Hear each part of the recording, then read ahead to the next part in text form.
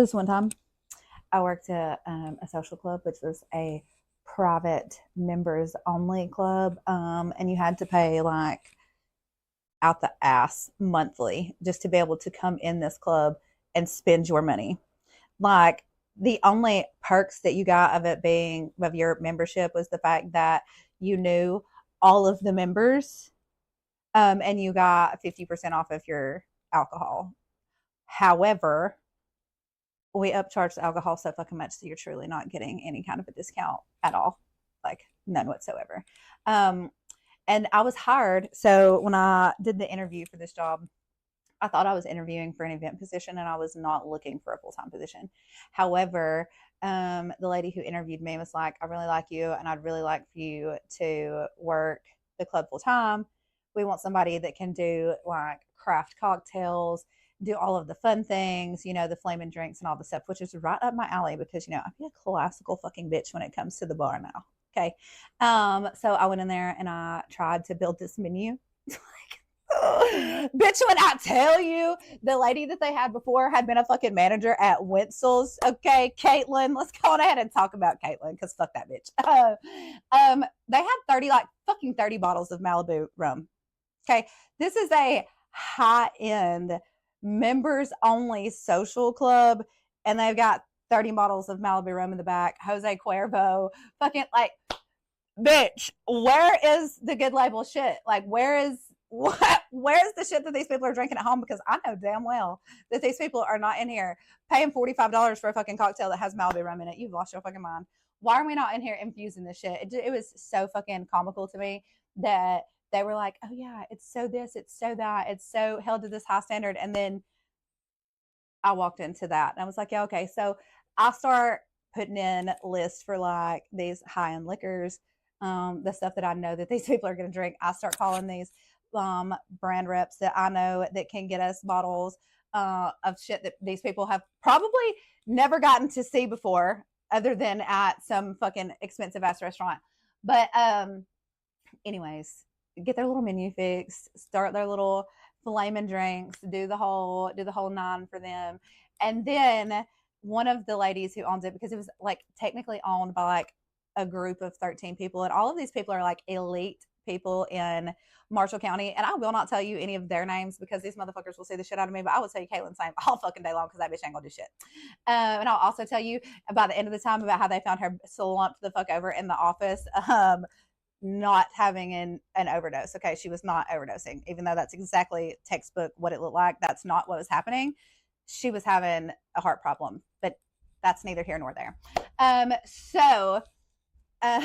Anyways, the conversations that I heard while working at this bar are absolutely fucking insane. The things that rich people talk about. When I say rich people, I mean like, this is not just your average everyday, oh, they have money, they live in a nice house. No, these people were paying thousands of dollars to be a member at a fucking club just so they could come in and eat dinner and not have to talk to the public. Literally. I'm talking federal judges, all of the fucking things. Okay.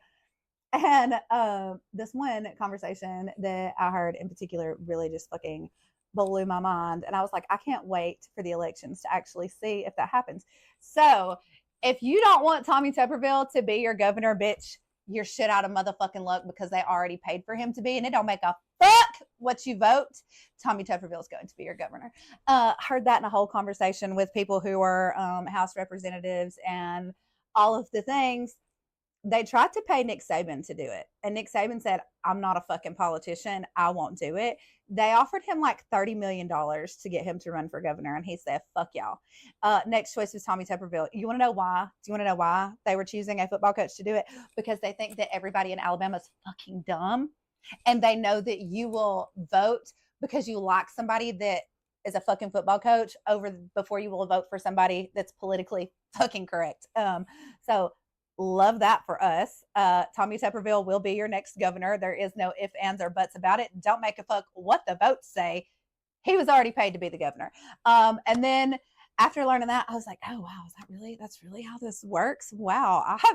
I'm so dumb.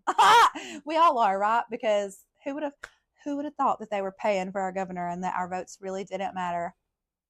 Not me. Never would have thought that. I would have thought that my one little vote mattered so much. That's why I registered to vote when I was 18. It's a lie. I've never registered to vote a day in my life. I've never voted on any motherfucking thing other than American Idol, bitch.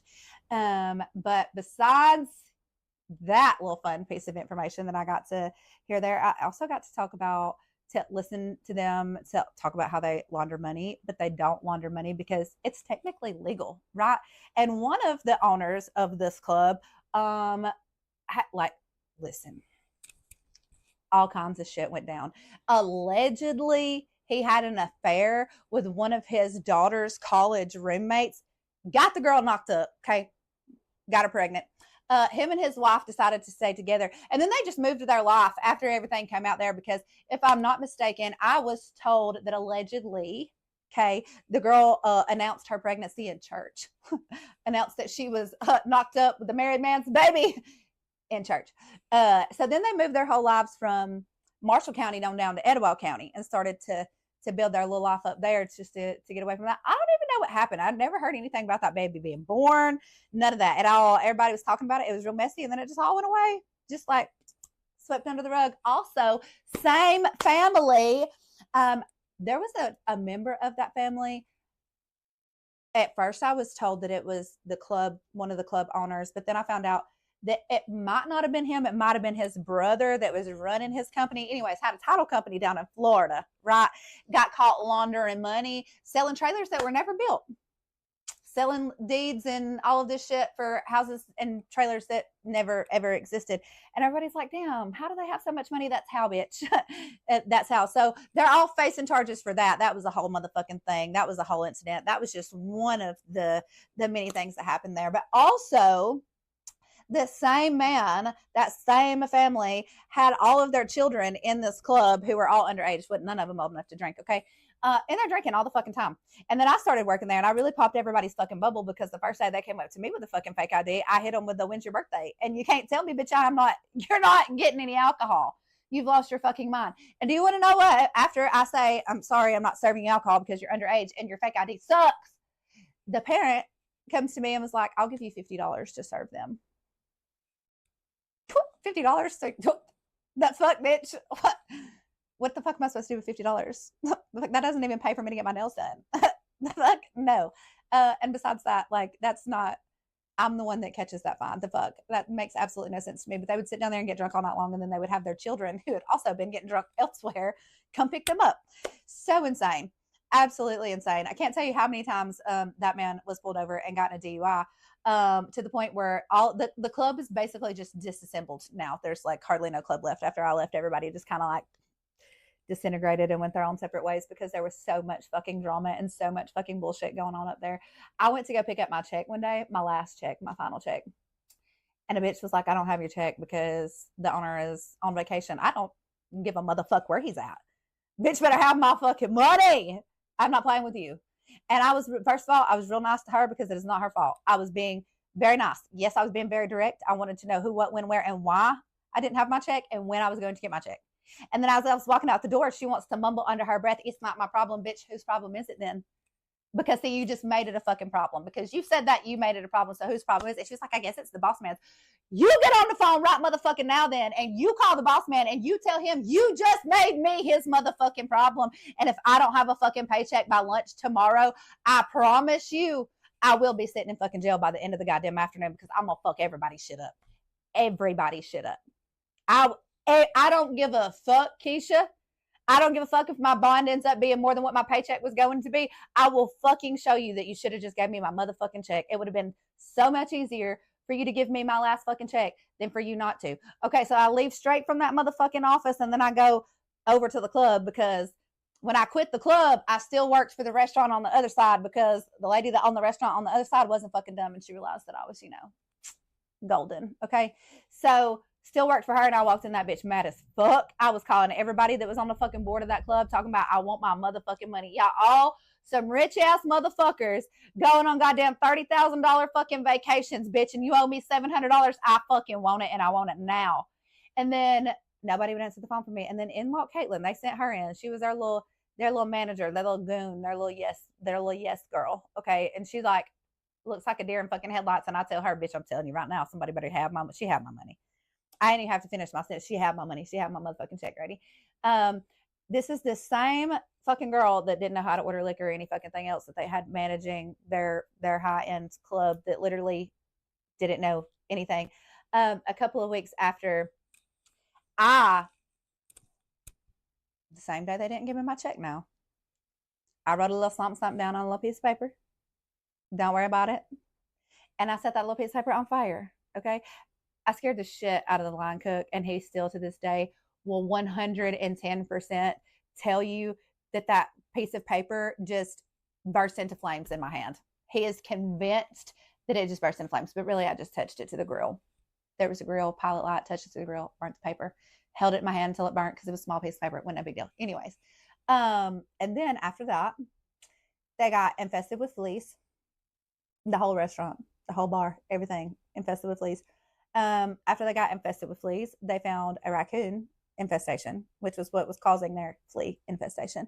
Then they got hit with mold, okay, that he refused to take care of, FYI, mold infestation. And then after the mold infestation that they had, Caitlin, their beloved manager, was sitting in the office and apparently had some kind of medical episode. And someone walked in and found her unresponsive and had to give her CPR. And it was a whole motherfucking thing. And they say that she's not on drugs because she had already been to rehab before. But you know what? I personally think that rehab didn't fucking work. But that's all alleged. That's allegedly that happened. And allegedly Lori had to give her CPR. But I don't know because I wasn't there. But anyways, all kinds of fun drama and tea that went on there. I wish I could remember every fucking thing. There was like 2 couples out of that entire fucking club that I actually liked. I loved them so much, and they were just all around good people, and they really shouldn't have been a part of the club. Like for real, they were too good to be a part of that fucking circle. But you know, I understand having to keep up appearances when you got that kind of money. But loved them, loved their family. Would love to tell you who they are and tell you how great and wonderful they are. But I'm not going to do that because if I say how great and wonderful they are, y'all will go attack them and try to find everything in the world that is wrong with them because everybody hates what I have to say. Such a good time. Anyways, I think that's all that I can remember from the club right now at this current moment. It was shitty. I'll tell you that. I met my dentist there, though. My dentist is fucking fabulous. Love my dentist. He was unfortunately a member of that club. Not anymore, though, because the club really fucking sucked. When I tell you when I left, it just hit. That is no lie. No lie. And it's not because I'm that great either. It's really just because they fucking sucked that bad. But anyways, they're now on a restaurant in Gadsden. It's not a private members only club. And they have somebody else running it. So hopefully it does a lot better than the failure that they had in Marshall County. Anyways, I love you. Bye.